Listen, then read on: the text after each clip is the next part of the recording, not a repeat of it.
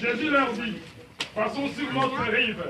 Après avoir renvoyé la foule, ils emmenèrent dans la barque où il se trouvait. Il y avait aussi d'autres barques avec lui.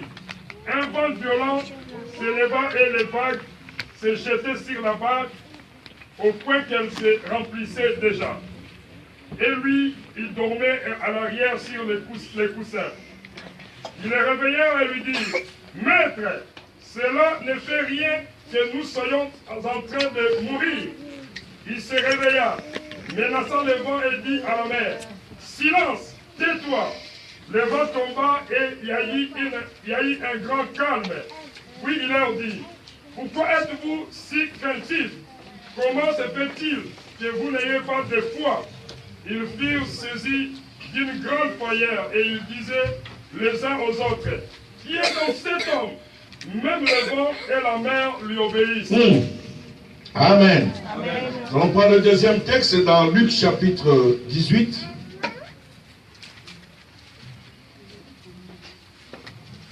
De 1 à 8. Luc 18, 1 à 8, je lis au nom de Jésus. Amen. Jésus leur dit une parabole pour montrer qu'ils devaient toujours prier, sans se décourager. Il dit, il y avait dans une ville un juge qui ne craignait pas Dieu et qui n'avait d'égard pour personne. Il y avait aussi dans cette ville une veuve qui venait lui dire, rends-moi justice contre ma partie adverse. Pendant longtemps, il refusa.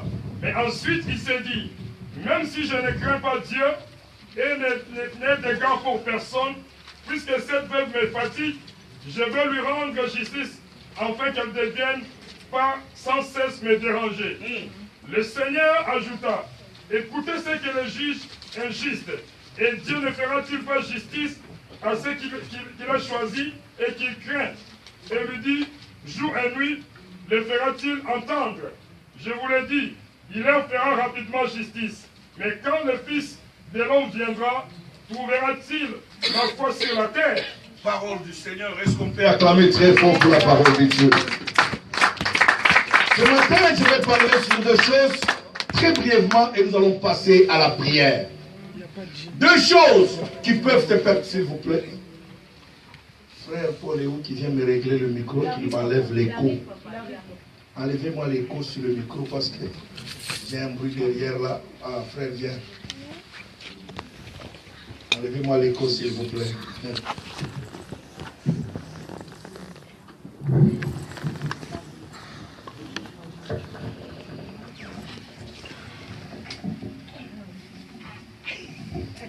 Wow, ça c'est l'évangéliste Yannick Ibarra.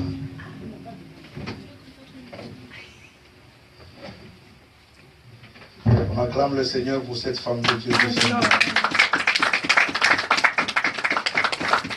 Amen. Amen. Voilà, merci beaucoup mon frère. Là, tu as réussi. Alléluia. Amen. Je disais ce matin, je vais parler sur deux choses qui vont te permettre, mon frère, ma soeur, comment tu peux abandonner le péché. Parce que le Fils de l'homme est apparu afin de détruire les œuvres de qui? Du diable. Et les œuvres du diable, dans 1 Jean chapitre 3, Jésus, la Bible déclare, celui qui pêche est quoi? Est du diable. Amen. Car le diable a péché dès le commencement. Et voilà pourquoi Jésus est apparu pour détruire ces œuvres-là. Aujourd'hui, l'Église n'a pas de puissance à cause du péché. Et ce matin, je vais te donner la clé du succès. Pour vaincre le péché en toi, tu as besoin de deux choses. La première des choses que tu as, c'est la prière.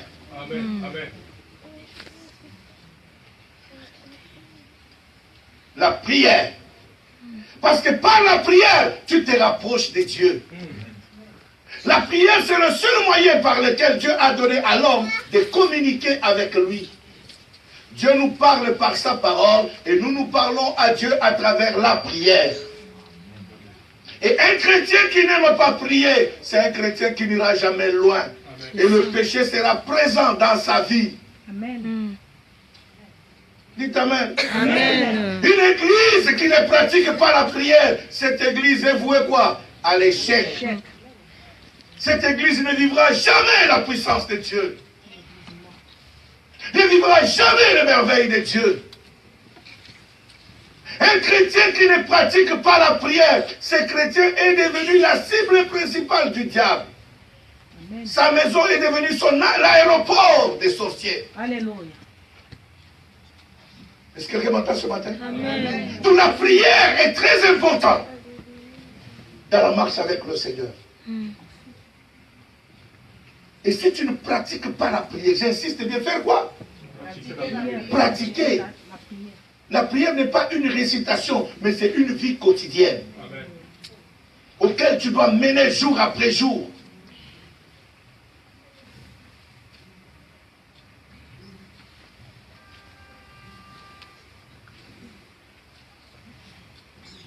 Dans la maison de Dieu, un serviteur de Dieu qui ne pratique pas la prière, il est comme un cymbale retentissant qui ne fait que des bruits. Comme un tonneau vide sur la ruelle. Dites amen. Amen. Quand on fait rouler un tonneau vide sur la ruelle, là, elle fait quoi? Du bruit. C'est comme un pasteur sans prière. Même sa prédication est quoi? Du bruit dans les oreilles. Amen. C'est comme un chanteur du Seigneur, un adorateur du Seigneur qui chante. Sans quoi? Sans prière. Même sa musique ne convainc pas. Vous ne sentez rien de spirituel. Il n'y a pas de différence entre Zaïko et lui. Il n'y a pas de différence entre Wera, Jibé et lui. Parce qu'il n'y a pas quoi? La prière. Mais quand la prière est là, la prière donne la vie. Amen. Amen. Dites amen le plus fort. Amen. La prière donne quoi? Hein? Voilà pourquoi David était un homme de prière. Et la Bible dit, un jour, Saül a reçu les démons. Bien, mais laisse-moi vous dire une vérité. Vous savez que Dieu aussi contrôle les démons. Dites amen. Amen. Dieu contrôle quoi? Les démons. Et la Bible dit, lisez la Bible très bien. C'est Dieu qui a envoyé les démons à qui? À Saül. Oui, c'est vrai. Et les gens ont discerné, mais les démons venant de Dieu, comment on va les chasser comment? Parce que si tu lis, c'est comme si tu liais Dieu. Quelqu'un m'entend ce matin? Amen. Si tu lis, c'est comme si tu liais qui? Est-ce qu'on peut lier Dieu? Tu vas les lier au nom de qui? C'est pour cela, bien-aimé, quel que soit ton problème, avant même de lier, de chasser, entre d'abord en prière, pose la question à Dieu, Seigneur, ce problème vient de qui? Est-ce que ça vient de toi ou ça vient des démons? Si ça vient de Dieu, on ne lit pas, on adore et on loue le Seigneur. Quand tu vas prier, Dieu va te dire, bon, pour ces démons-là, comme ça vient de moi, fais une offrande. Dieu va te dire, pour ces démons-là, comme ça vient de moi, commence à m'adorer. Comme pour Saül, le démon qui était dans Saül, pour que ça parte, il fallait qu'on aille chercher qui? David, qu'il vienne faire quoi? Quand David a commencé à adorer le Seigneur, quand David a commencé à louer le Seigneur, les démons qui étaient dans qui? Sont quoi? Pourquoi? Parce que David était un homme de prière. Est-ce que je parle à quelqu'un ce matin? Luc que nous venons de lire, la Bible nous donne l'histoire de cette veuve qui était malheureuse, abandonnée par la société. Vous savez, nous venons des cultures différentes. Et selon nos cultures, une femme, dès qu'elle perd son mari, sa belle famille le traite de sorcière. N'est-ce pas vrai? Amen. Pas seulement on la traite de quoi? Des sorcières, on dit que c'est elle qui a tué quoi? Le mari. Et la belle famille vient ravir tout. Oh! Nous oublions que même dans la loi de Dieu, cette veuve-là a droit des biens de son mari pendant qu'ils ont eu quoi? Des enfants. Alléluia. C'est comme ça que cette veuve est allée à la justice. Parce qu'elle a essayé d'intervenir.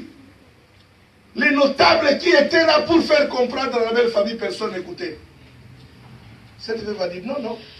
Même si c'est votre frère qui travaillait, qui a amené l'argent à la maison. Moi, je ne travaillais pas, mais j'ai droit de son héritage à cause de quoi? Il est mort, il m'a laissé avec des enfants à bas, qui va prendre soin de ses enfants. Or, vous vous précipitez que les biens que votre frère a laissés. Et vous abandonnez quoi? Les enfants. Or, ces enfants ont droit des biens de leur père. C'est comme ça que cette femme est allée à la justice. Et comme elle avait droit de cela, bien aimé, c'est très important. Vous savez pourquoi les enfants de Dieu, nous mourons pauvres? Parce que nous ne connaissons même pas nos droits. Tu vas prier, tu ne connais pas quoi? Même dans la prière, il faut connaître tes droits. Il faut avoir un verset biblique sur lequel tu appuies ta prière. Amen. Voilà pourquoi j'ai toujours conseillé, bien aimé, aux enfants de Dieu, ne sois pas un chrétien d'internet. En semaine, on donne les enseignements à l'église. Viens. Cette parole qu'on enseigne à l'église, c'est pour te permettre, quand tu seras dans des moments les plus difficiles, il y a un verset qui va te revenir. Amen. Que le pasteur vous avait parlé un jour. Et ce verset, c'est sur ça que tu vas appuyer quoi? Ta prière. Et une telle prière, même le diable dit Amen. Vous savez ça? Amen. La prière avec la parole de Dieu dans la bouche. Le diable dit quoi? Amen. Le diable dit Amen à ta prière. Merci. Il va dire Amen. Que tu le veuilles ou pas, il va dire quoi? Amen. Même les sorciers vont dire quoi? Est-ce que vous savez que les diables connaissent la parole de Dieu plus que nous les chrétiens? Voilà les choses qui nous manquent. Cette femme connaissait la parole. Et cette veuve, pas seulement elle connaissait la parole, cette veuve aimait la prière. C'est ainsi que la Bible dit, elle est allée chez le juge. Elle a dit au juge, j'ai droit de l'héritage que mon mari a quoi? À cause des enfants que j'ai fait avec lui. Même si c'est lui qui a travaillé, j'étais sa femme, nous avons fait des enfants, il m'a laissé avec. Et la Bible dit que ce monsieur, c'était, la Bible l'appelle juge quoi? Unique. Quelqu'un qui ne connaît pas Dieu, qui ne craint pas Dieu et qui n'a pas, la Bible précise bien, il n'a pas d'égard à qui? Et la Bible dit, la prière de cette femme a changé le cœur de cet homme. Quelqu'un m'entend ce matin? Amen. Ma soeur, mon frère, ta prière va changer le cœur de l'homme. Même si c'est impardonnable, tu obtiendras le pardon. Amen. Même si c'est impossible, tu auras l'impossible. L'impossible deviendra quoi? Possible. À cause de quoi? De la prière. Ton péché te sera pardonné. Parce que tu auras un verset. Même quand Dieu dit que je ne veux pas te pardonner, tu vas dire, Seigneur, si Jésus est allé à la croix, c'est à cause de qui? De moi. Il s'est fait flageller à cause de mon péché. Et il a crié, Père, pardonne-leur, car ils ne savent pas. C'est à cause de ça dans ta prière, Dieu sera obligé de te pardonner. Alléluia. Le problème, c'est parce que tu pries sans la parole dans la bouche. Ah, Seigneur, aie pitié. Aie pitié de quoi?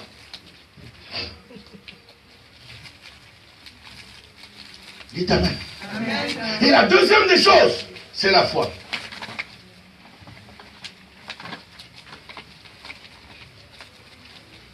Bien-aimé, c'est la foi qui nous pousse à prier. C'est la foi qui pousse, qui te dit que quand tu pries, Dieu va exaucer ta prière. La foi est une ferme quoi? Assurance des choses qu'on ne voit pas, mais une démonstration. Mais pour que la foi soit une démonstration, crois d'abord, est-ce que tu crois que Dieu existe? Quelqu'un qui croit que Dieu existe, il ne va pas rester chez lui à la maison. Quel que soit son problème. Le jour de la prière, je sais que Dieu existe. Mon problème est petit. Dieu est quoi? J'ai aimé beaucoup mon frère Paul ce matin. Il nous a dit, quelle est la grandeur de ton Dieu? Tout dépend de la façon dont tu prends Dieu dans ta vie.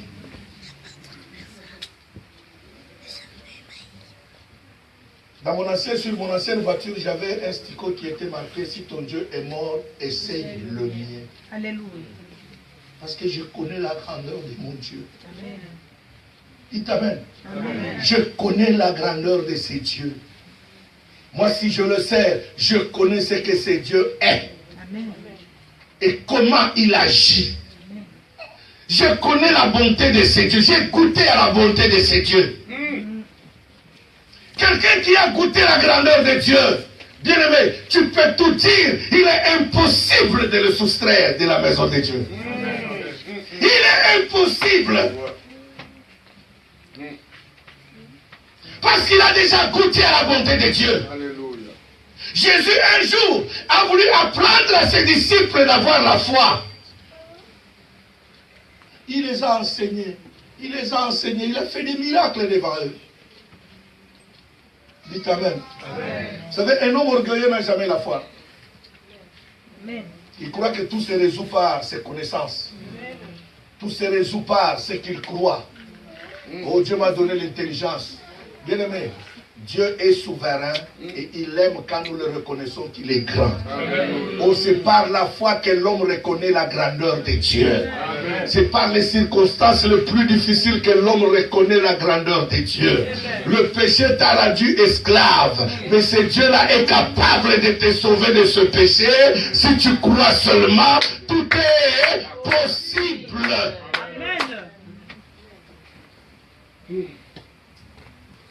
Dites Amen. Amen. Tout est quoi? Possible. Celui qui croit. Jésus dit à ses disciples, allons-y de l'autre côté. Bien aimé, le péché amène des tempêtes dans nos vies. Le péché amène beaucoup de circonstances mauvaises dans nos vies. Le péché amène le blocage. Le péché amène la maladie. Le péché amène le désordre. Le péché amène la pauvreté. Le péché amène la malédiction dans nos vies. Le péché amène le célibat dans nos vies. Le péché amène beaucoup de choses dans nos vies. Mais quelles que soient toutes ces tempêtes que le péché amène, si tu es un homme et une femme de prière, et pas seulement cela, tu ajoutes la foi à cela. Bien-aimé dans le Seigneur, tu vas déplacer cette montagne qu'on appelle péché. Alléluia. Dites Amen. Amen. Le péché est une montagne. Et tu es appelé à quoi? Vous savez, moi, le jour où comment enseigner cela, bien-aimé, j'ai commencé à fumer dans mon âge, j'avais 9 ans. Le diable, bien-aimé, je le dis, je le répéterai, quand il voit que tu es une étoile de Dieu, dites Amen. Amen. Est-ce que vous savez que nous sommes les étoiles entre les mains de Dieu? Amen. Le diable, quand il voit que tu as une mission avec Dieu, il va créer des circonstances dans ta famille pour détruire ton lendemain. Quelqu'un m'entend? Pour détruire quoi? C'est ainsi que le diable va amener des circonstances qui va faire que dès le bas âge, il va venir te chercher. Moi, le diable est venu me chercher à 9 ans. Il a utilisé qui? Mon oncle paternel. Le jeune frère à papa. Mon père, c'est un pasteur. Et chez nous, dans notre maison, c'était marqué dans cette maison, pas de cigarettes et pas d'alcool. Mais lui, il était païen. Quand il venait chez lui, il dit c'est dans la maison qu'on ne boit pas, mais il se mettait quoi? Dans la cour, dehors, dans la parcelle. Et moi, comme j'étais son chouchou, il m'envoyait lui acheter l'alcool indigène. Vous connaissez notre alcool indigène du pays? Bon, le lotoko là que vous entendez, lotoko. La loi dans cette boisson-là, c'est celui qui achète qui doit couper quoi?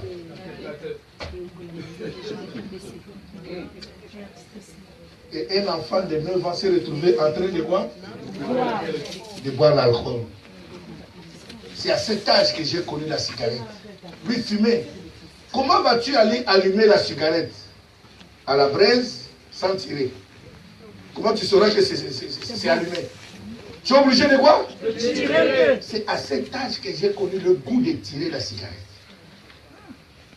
Et si quelqu'un m'entend, bien, mais peut-être c'est dans ton cas aussi. Le diable a dérouté ta vie à cet âge-là.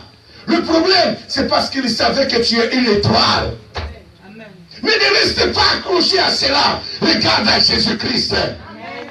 Dites Amen le plus fort. Amen. Le diable, quand il comprend que tu es une étoile entre les mains de Dieu, il va créer des problèmes entre ton papa et ta maman. Je l'ai dit, je le répéterai. Si le papa de Obama savait que Obama serait président des États-Unis, il n'allait pas abandonner sa copine. Amen. Parce que la maman de Obama, c'était sa petite amie où? À l'université. Il n'allait pas voir? Est-ce que quelqu'un m'entend ce matin?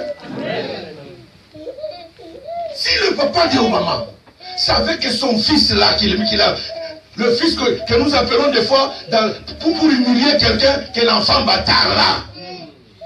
Est-ce que quelqu'un m'entend ce matin? Les enfants qu'on appelle toujours que les enfants quoi hein? Si cet enfant bâtard là, tu le savais, qu'il serait le président de quoi? Des États-Unis. Est-ce que le papa de Obama allait abandonner sa petite amie? Il n'allait même pas répartir quoi? Il allait officialiser le mariage vite, vite. Vite, amène plus fort. Est-ce qu'il y a quelqu'un qui m'entend ce matin? Voilà pourquoi même tes parents, ne sachant pas qui tu seras demain, ils ont même négligé tes études. Hein?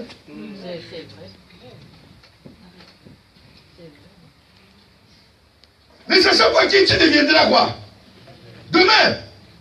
J'ai toujours dit aux parents, faisons attention, investissons dans nos enfants. Amen. Surtout, tu as la grâce de Dieu de faire un enfant en France. Donc, automatiquement, cet enfant est quoi? Français. Ce qui a sauvé Obama, c'est ça. On a voulu lui dire qu'il est africain. Il a dit pas question, je ne suis pas africain. La loi américaine dit que tout enfant né aux États-Unis est quoi? Américain. Donc, je suis quoi? Américain. Que vous le vouliez, je suis quoi? Américain.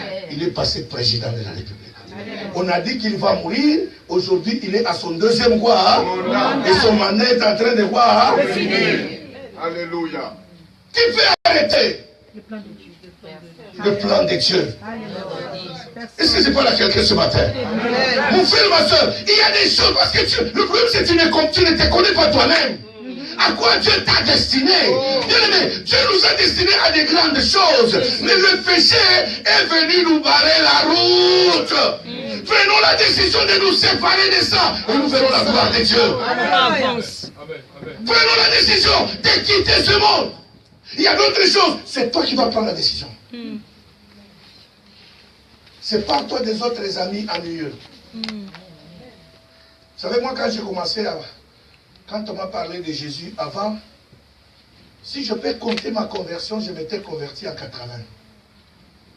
Mais je n'ai jamais compté ma conversion de 80, j'ai toujours compté la conversion de 85. Pourquoi? Parce qu'en 80, j'étais un véritable aventurier. Dès que ça ne marche pas, c'est là que je cherche Dieu. Et quand l'argent entre quoi? J'oublie le chemin de l'église. Dites Amen le plus fort. Voilà pourquoi j'ai toujours considéré ma conversion de 85, parce que c'est là que j'ai pris la décision de non-retour. Depuis que je me suis engagé, j'ai voulu manger la Bible en un jour. Ce que j'ai compris, j'ai dit, j'ai perdu tout le temps.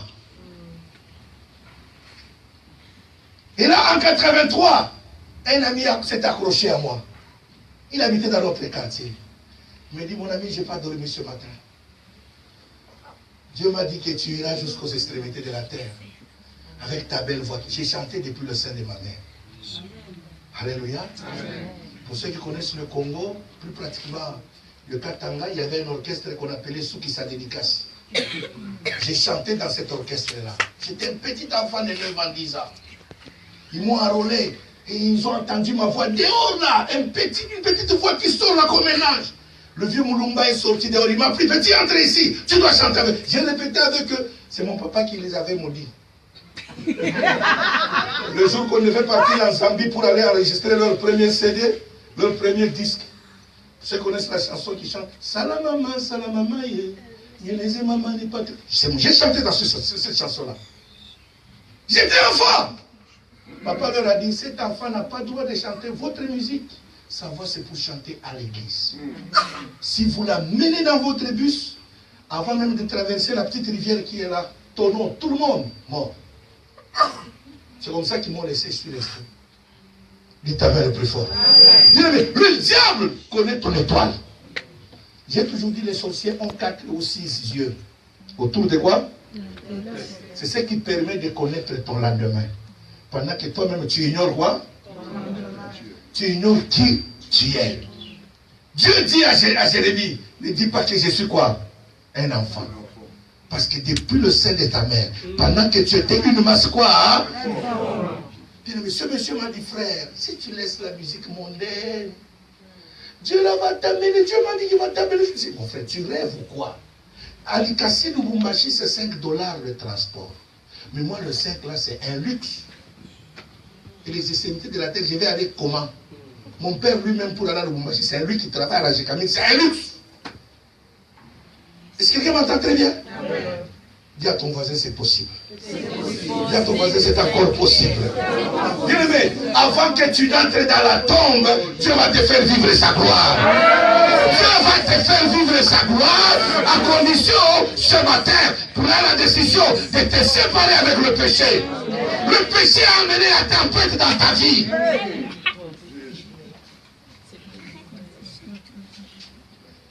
Jésus dit à Pierre et aux autres, montons dans la barque, allons-y. Ils montent dans la barque. Pierre, orgueilleux qu'il était. Dites Amen. Amen. Pierre quoi? Orgueilleux. Dès que la tempête souffle, Pierre dit, aïe, laissez le maître calme et dormir. Moi je connais l'eau. Moi je suis un véritable Mungala, né sur l'eau. Mon arrière-grand-père était pêcheur.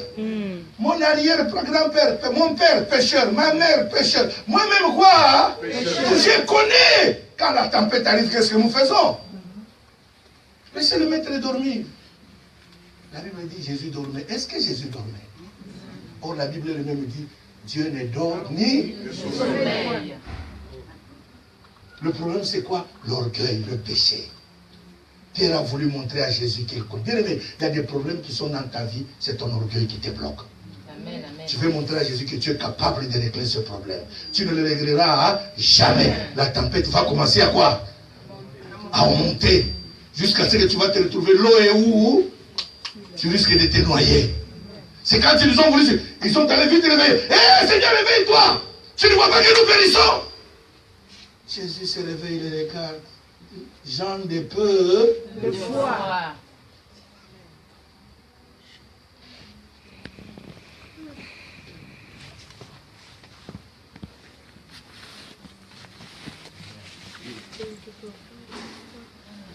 Une femme est venue me voir. Homme de Dieu, je ne sais pas comment faire. Mon mari et moi, nous avons 12 enfants. Chaque enfant représente la province de la République démocratique du Congo. Dites Amen. Amen. En d'autres termes, ça veut dire quoi? Chaque enfant a quoi? À sa mère. Dans toutes les provinces qu'il est allé en mission, il est arrivé là-bas. Il a fait quoi?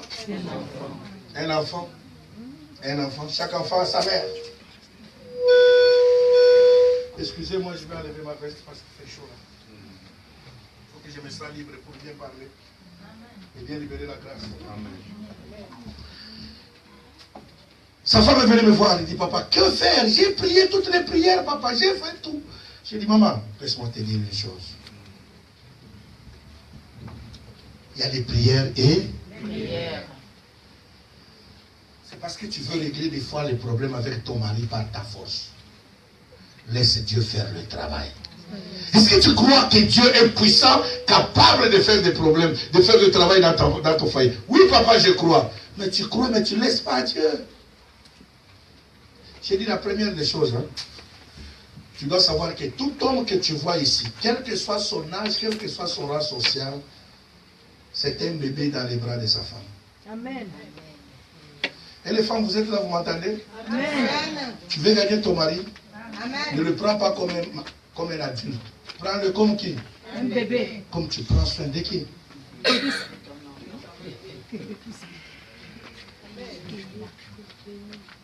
Dites Amen. Amen. Des fois, mets-le dans les bras, arrête-le.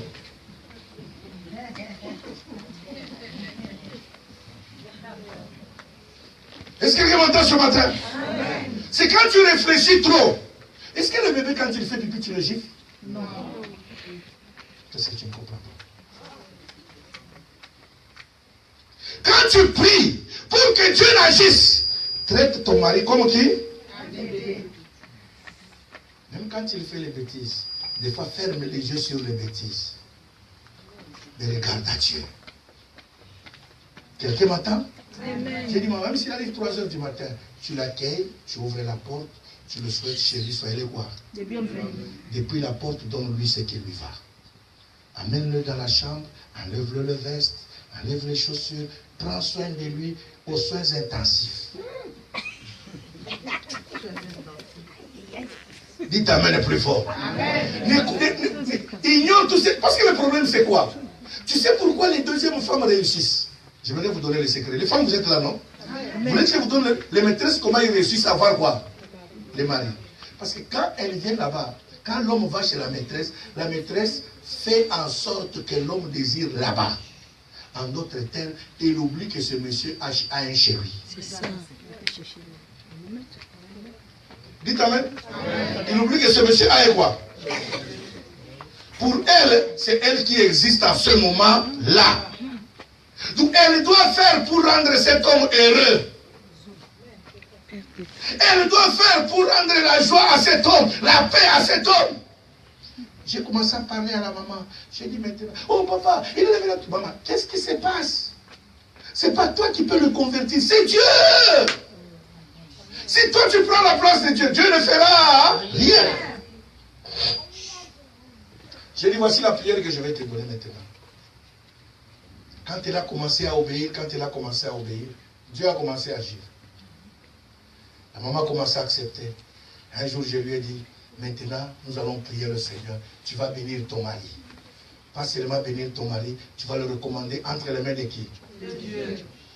Un jour, elle prie pour son mari. Seigneur, je te bénis pour mon mari. Merci, il est en train de sortir. J'ai béni toutes les femmes avec lesquelles ils vont aller prendre l'alcool ce soir.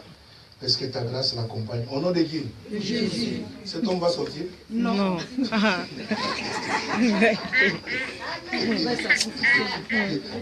Dites amen. À moins qu'il soit sorcier. Il y a notre prière, bien aimé.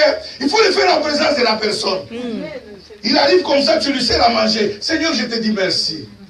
Merci parce que là où il était, même si on a fait comment, on me l'a ramené, tu me l'as ramené en santé, Seigneur. Personne ne l'a blessé. Parce qu'il m'appartient. Dites amen. Amen. Même lui-même, il va dire, mais cette femme n'est pas en train de me tromper quelque part. Vous savez, les hommes que nous sommes là, bien aimés, laisse-moi vous dire la vérité. Il suffit que toi, la femme, tu changes les choses. Nous commençons à te soupçonner que c'est toi qui me trompes. Ah, c'est vrai. Dites amen. Amen. Nous commençons à soupçonner, c'est quoi qui fait quoi? J'oublie que c'est moi qui fais quoi, hein? Qui te trompe. Mais c'est change quoi? Le fusil. On a changé de fusil. Change l'épaule. Et là, ça devient grave. J'ai sorti, je ne commence plus à sortir. Non, je vais voir. C'est quelle prière? J'ai l'impression là-bas, la prière, il m'a trouvé quelqu'un, il veut me remplacer. C'est comme ça qu'elle est en train de... Parce que pour l'homme, il sait très bien que quand il te trompe, il arrive tard à la maison, même lui-même a peur. Est-ce que vous savez que nous avons peur? Ne pas passer que j'ai dit, c'est vrai ou c'est faux? Je sais que je viens de tromper qui? Elle risque de découvrir. Alléluia. Et après cet encadrement, un jour, j'ai dit à maman, nous allons maintenant changer la prière. La technique, nous allons maintenant envoyer le feu dans cet homme. Que le feu de Dieu embrasse quoi? Sa vie. Vous savez le feu de Dieu, ce qu'il a fait? L'homme avait fait, si c'est 2 semaines, 1 semaine, il ne partait pas chez sa maîtresse. C'est la 2e femme. Et le jour-là, il a quitté le travail. Comme il avait la clé de où? De la 2e maison. Il a quitté bien le travail, tout droit chez qui? Il faut laisser Dieu faire son travail. Quand Dieu fait son travail, il le fait à force très bien. Et proprement, tu ne vas plus pousser quelqu'un à la prière, quelqu'un va se convertir. Or, l'homme était venu même au ministère, il a reçu les enseignements, il est arrivé à la délivrance, mais en matière de polygamie, il dit, tu as oublié que c'est ma femme que j'ai épousée? La Bible interdit, c'est seulement ceux qui veulent devenir serviteurs de Dieu, qui n'ont pas le droit de polygamie. Moi, je ne deviendrai jamais serviteur de Dieu. Donc moi, j'ai le droit de garder quoi? Est-ce qu'on t'a dit que moi, je deviendrai diacre ou quoi que ce soit? Non. C'est ma femme, j'ai le droit de quoi? Est-ce que quelqu'un m'entend? Il cherche même un verset pour couvrir quoi? Mais comme on a prié, et Dieu répond. L'homme passe chez la deuxième. Il fait entrer la clé dans la cellule, la clé n'entre pas. Il fait entrer la clé dans la cellule, la clé n'entre pas. Mais il entend le bruit quoi? À la maison. Il frappe la maison. C'est un jeune garçon qui a l'âge de son premier fils. Dites amen. Un jeune garçon qui a l'âge de quoi? Qui sort torse nu avec le pagne de la femme au rein. Pour montrer qu'il est quoi? Il voit le vieux à la porte, il dit, monsieur, qu'est-ce qui se passe? Pourquoi tu viens déranger mon sommeil? Alors le monsieur d'abord s'étonne, il connaît très bien que ce pagne-là, c'est lui qui avait acheté ça. Il dit, ok. Il dit, monsieur, qu'est-ce que tu fais dans cette maison? Il dit, c'est moi qui te pose la question, qu'est-ce que tu es venu faire ici? Il dit, monsieur, tourne-toi, regarde au mur, la photo que tu vois là, c'est qui? Il dit, ah bon? C'est toi qui viens de sortir avec ma femme pendant que moi je suis en vacances. Le petit tire bien le vieux dans la maison. Il règle bien des comptes avec qui?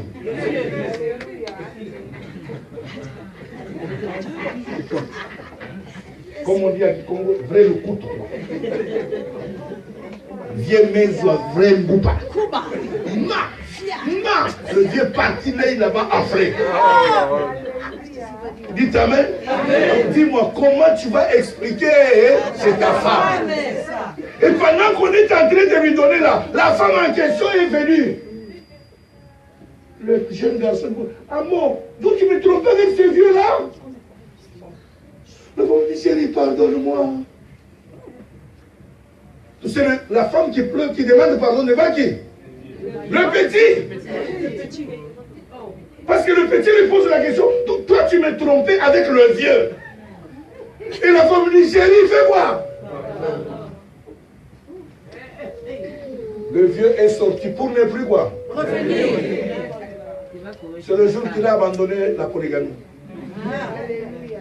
Et chose grave, hein, il arrive à la maison, c'était un vendredi, il dort, Dieu lui dit, tu dois témoigner ça dimanche. Ta repentance doit être quoi? Publique.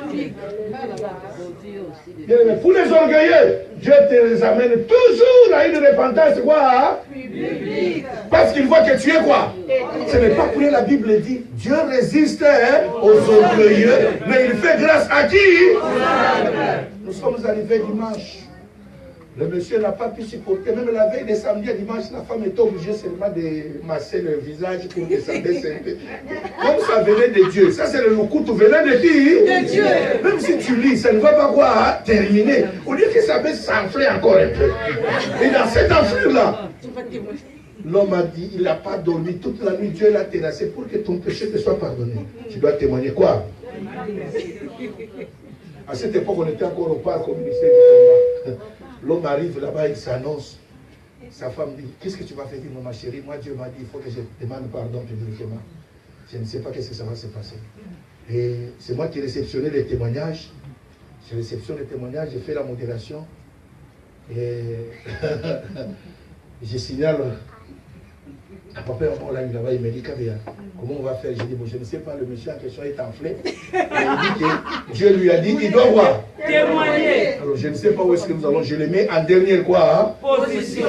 On avait 4 témoignages, on élimine 2, on reste avec combien?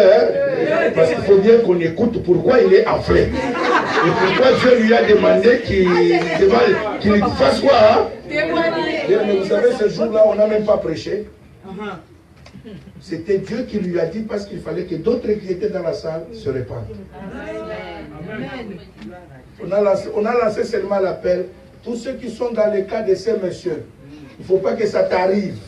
Parce que c'est Dieu qui a quoi?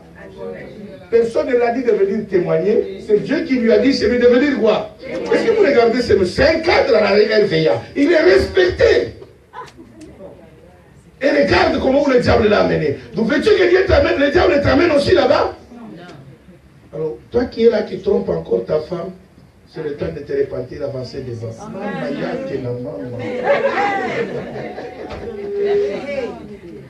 On a vu des choses qu'on n'a jamais vues.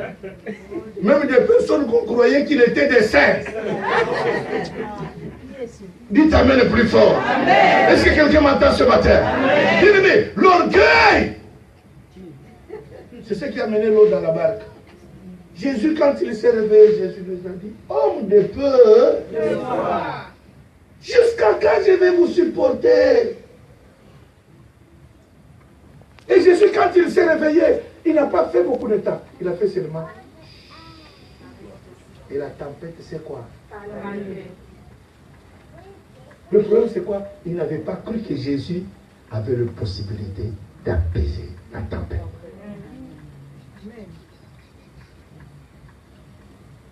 Il y a une tempête dans ta vie. Mais ce matin, Jésus veut l'arrêter. Est-ce que quelqu'un m'entend ce matin? Ce matin, Jésus veut quoi? Quelle que soit la grandeur de cette tempête. Quelle que soit la grandeur de cette tempête. Quel que soit ton problème. Jésus est capable, bien-aimé, quel que soit ton péché. Si je commence à vous annoncer l'orgueil de Pierre, où est-ce que ça l'a amené? On va dormir ici. Dites amen. On va quoi? Parce que moi, je suis un historien. Moi, j'étudie les gens, les personnalités bibliques. Je les étudie, je les analyse. Je veux vérifier leur vie. C'est ce que j'ai fait comme spécialiste. Bien aimé, je vous dis que nous allons tourner. Pierre, son orgueil là. Regarde, Jésus dit, on va arrêter le maître. Et les disciples vont quoi? Pierre dit, tous vont te quitter sauf moi. Dites amen. Tous vont quoi? Sauf Dieu. Jésus lui dit d'ailleurs, toi là, tu vas voir?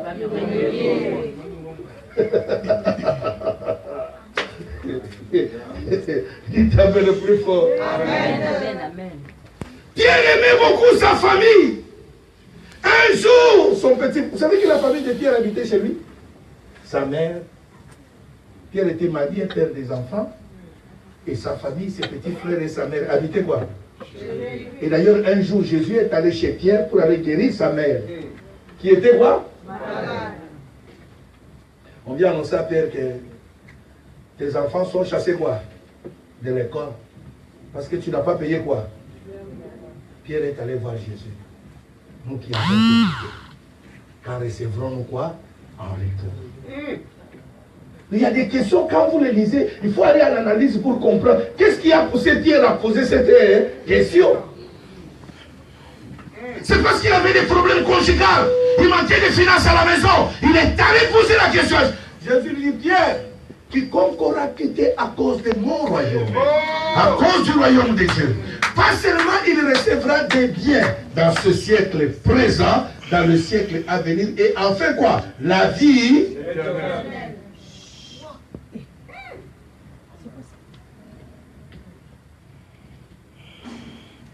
Ce sont les paroles qui ont motivé Pierre à dire, ah bon? Là, je te suivrai, ces messieurs. Jésus prophétise sur Pierre. On ne t'appellera plus Simon, mais on t'appellera Pierre. Et sur toi, je bâtirai quoi? Même les portes de ces jours des morts ne prévaudront point. Quelques minutes après, Jésus annonce que je vais aller à Jérusalem, où je serai arrêté, et je serai tué. Et 3 jours après, je vais ressusciter. Pierre regarde Jésus. Quoi? Tu viens de me donner les clés du royaume de Dieu? Tu viens de m'élever le plus haut de tout le monde? Et tu as dit que ce que j'ouvrirai sur la terre sera ouvert moi. Et sur moi, tu bâtiras ton église. Je n'ai pas encore vu cette nomination matérialisée. Et tu dis, tu vas aller à Jérusalem, on va t'arrêter, on va te tuer. Arrête-moi ces affaires-là, cela ne t'arrivera pas. Jésus regarde Pierre et dit, arrière de moi quoi? Est-ce que quelqu'un m'entend ce matin? Dis-le, le péché va te faire dire des choses que tu ne peux pas quoi?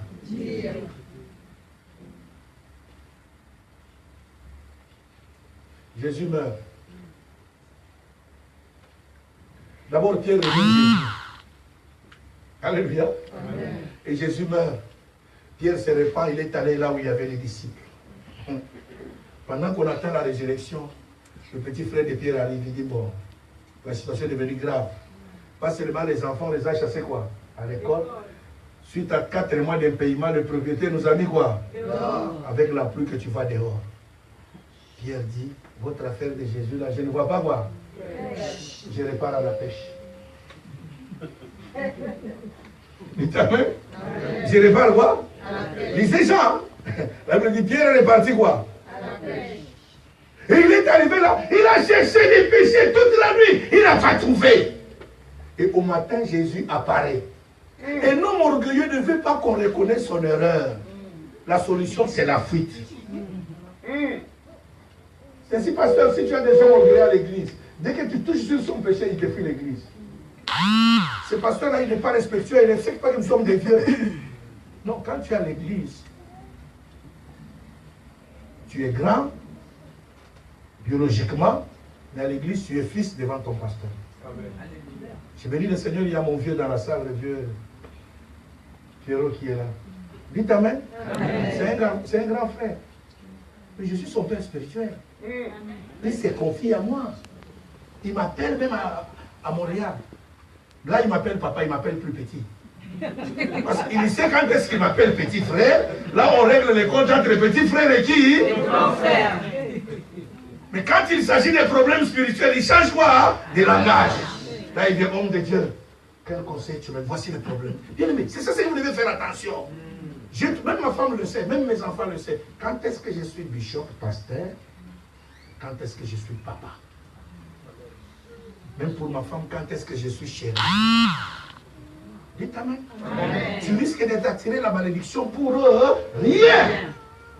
Parce que tu ne sais pas faire la part de quoi? Hein? Des choses. Pierre est parti pécher. Il a cherché toute l'orgueil, tout ça. Bien aimé, arrête de chercher des choses par tes propres forces. Compte sur le Seigneur. Amen. Le matin, Jésus arrive. Et Jésus lui pose la même question qu'il lui avait posée le premier jour que Jésus s'était rencontré avec Pierre. C'était encore à la mer. Amen. Jésus lui a posé la même question. Mes enfants, n'avez-vous rien trouvé? Pierre, oui, bien aimé, quand tu es orgueilleux, même la voix de Dieu, tu vas la perdre. Amen. Quand tu es dans le péché, même quand Dieu te parle, tu ne sauras pas que c'est lui qui te parle. Dieu. Tu vas dire que c'est le pasteur, parce qu'il connaît ma vie. Parce que hier, j'ai fait la cure d'âme chez lui. Il commence à prêcher ma cure d'âme. Il parle de la cure d'âme des gens aux gens. C'est comme ça que les chrétiens nous traitent. Les pasteurs parlent des cures d'âme de quoi? Hein? Il oublie que non, c'est Dieu qui fait quoi? Hein? Ce jour-là, Pierre qui est resté avec Jésus 3 ans et 6 mois, qui a dormi avec Jésus, qui a mangé avec Jésus, qui a vu Jésus faire des miracles. Pierre a oublié la voix de qui? La tonation de la voix de Jésus. Jésus lui dit, Pierre, mes enfants, n'avez-vous rien trouvé? Pierre dit, nous n'avons rien trouvé. Jésus dit, avance seulement là en pleine eau et jette le filet. Pierre dit, Seigneur, moi je suis né sur quoi? L'eau. Je connais où est-ce qu'on trouve même les petits frères. C'est pas ici. C'est là-bas. Mais nous sommes allés jusque là. On n'a rien quoi? Mais comme tu insistes sur ta parole, je vais quoi? En d'autres termes, ça veut dire si je ne trouve rien. À qui la honte? À toi. Dites Amen. Amen. Un homme orgueilleux, il doute toujours. Amen. Un homme sans foi, il doute, hein? Même là où il ne faut pas douter. Bien aimé, ton miracle est avec toi. Le problème, c'est toi-même qui doutes.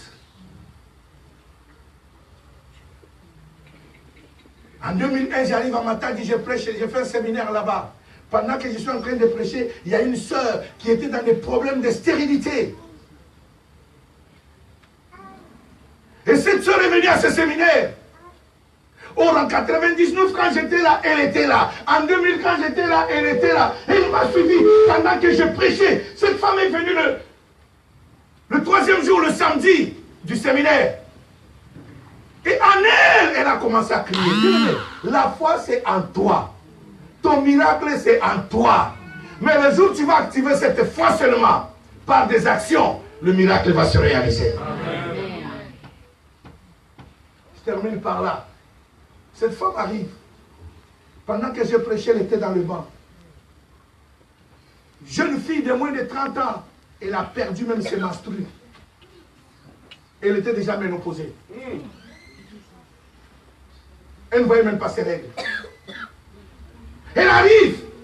Pendant que je prêchais, elle a commencé à parler en elle-même. Elle dit, Seigneur, ça c'est demain quand elle nous a témoigné dimanche qu'on a appris tout ça.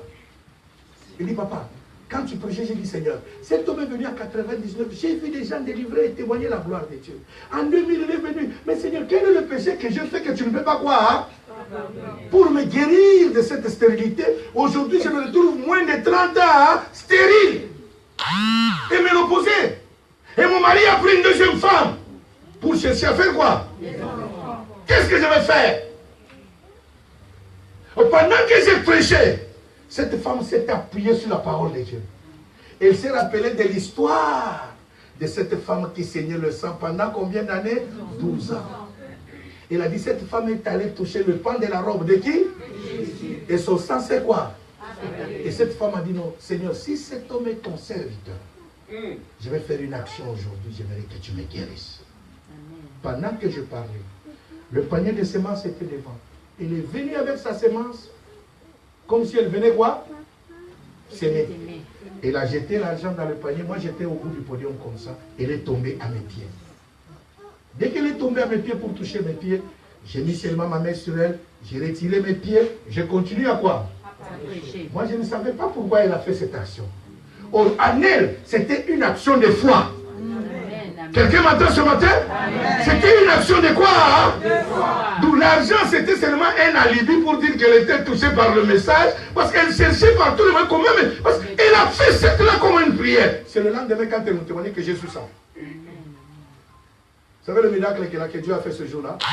Dès qu'elle est repartie s'asseoir, à peine assise, elle a senti un bourdonnement dans le ventre comme quelqu'un qui a la diarrhée.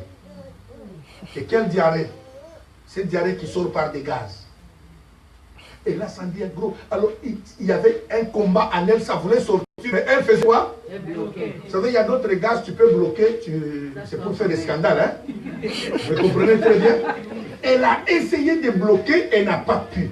Jusqu'à ce que c'est sorti, pouf! Elle a eu honte, elle s'est couverte pendant que moi j'ai continué à quoi? Moi je ne savais pas ce qui s'est passé. Ce n'était pas le gaz, c'était sa délivrance pour ses règles.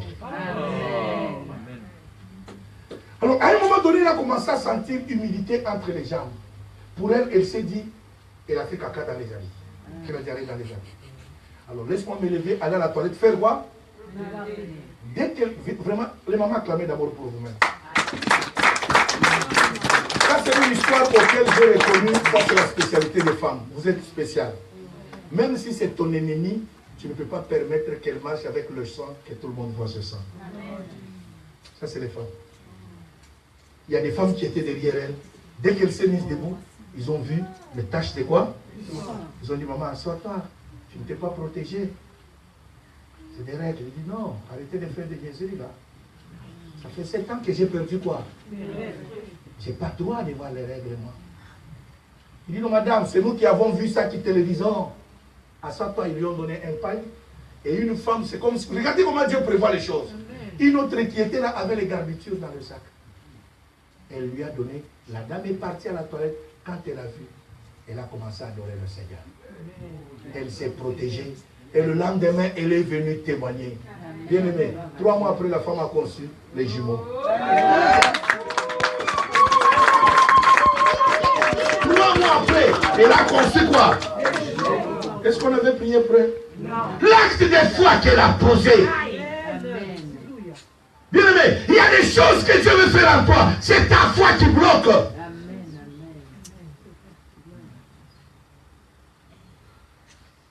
Jésus a dit aux disciples, jusqu'à quand je vais vous supporter face aux tempêtes comme ça? Jésus dit à Pierre, avance seulement un tout petit peu, jette ton filet. La pierre a dit, même là, on ne va rien trouver. Mais la Bible dit, quand il a tiré, il était étonné qu'il y avait des gros rois. Et comme il ne pouvait plus distinguer la voix de Jésus, même le visage de Jésus, il a oublié le visage de qui? C'est Jean qui lui a dit, Pierre, est-ce que tu sais c'est lui qui nous a dit de jeter quoi? Le filet. Il dit non. Il dit, mais c'est le Seigneur Jésus. La Bible dit, Pierre a eu honte parce qu'il était quoi? Nu. Or, devant Jean, il n'avait pas honte qu'il était nu, mais parce qu'on lui a dit que c'est Jésus, c'est là qu'il s'est réalisé qu'il était quoi? Hein? La Bible dit, il s'est rhabillé les habits, et lui, et les habits, dans l'eau, wow! C'est là que je vous ai dit, les orgueilleux fuient. Un orgueilleux, dès que vous découvrez son péché, il fait quoi? Mon frère, ma soeur, la fuite n'est pas une raison, n'est pas la solution. Reste dans l'église. Viens dans l'église avec ton péché. Et Dieu va te sauver. Dites amen plus fort. Viens à l'église avec quoi? Hein? Moi, je partais à l'église, j'ai fumé. Dans mes premiers jours. Je partais à l'église, je faisais quoi? Hein? Mais le jour qu'on nous a enseigné l'autorité du croyant, c'est le jour que j'ai arrêté de fumer. J'ai acheté la cigarette, j'ai acheté les boîtes allumettes. Je fumais air filtre à cette époque. On avait air filtré au capier. Et j'ai fumé ça. J'ai acheté ça, j'ai mis dans ma chambre. J'ai dit, toi l'esprit qui me pousse à boire, sors, tire la cigarette du paquet, allume-toi, mets-toi à mes lèvres, j'ordonnerai à mes mains de t'aider. Aussi longtemps que tu ne le fais pas, désolé. À chaque fois que j'avais envie de quoi? De fumer. Je m'approchais là, mes mains quoi? Sors. Quand je me suis rendu compte que la cigarette n'est pas quoi? L'esprit là qui me poussait à fumer ne sortait pas pour s'en servir. Je me suis rendu compte que j'étais plus. Au bout d'un mois, j'ai brûlé la cigarette. Fini. Depuis ce jour-là, il y a d'autres choses, frère, ma soeur, c'est toi qui dois prendre quoi? Tu dis que non, trop c'est trop. Je vais commencer à pécher jusqu'à quand? Comment l'impudicité peut faire de moi l'esclave? Jusqu'à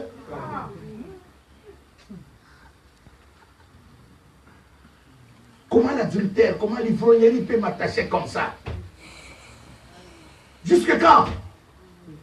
Comment la médisance et la jalousie peut m'attacher jusque quand? Comment l'orgueil peut s'accrocher à moi jusque quand?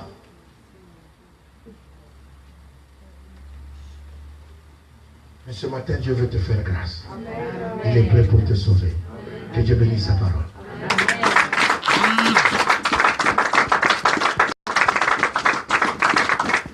Maintenant, nous allons prier. Je vais inviter Michel à me donner un cantique qui va nous amener à adorer le Seigneur.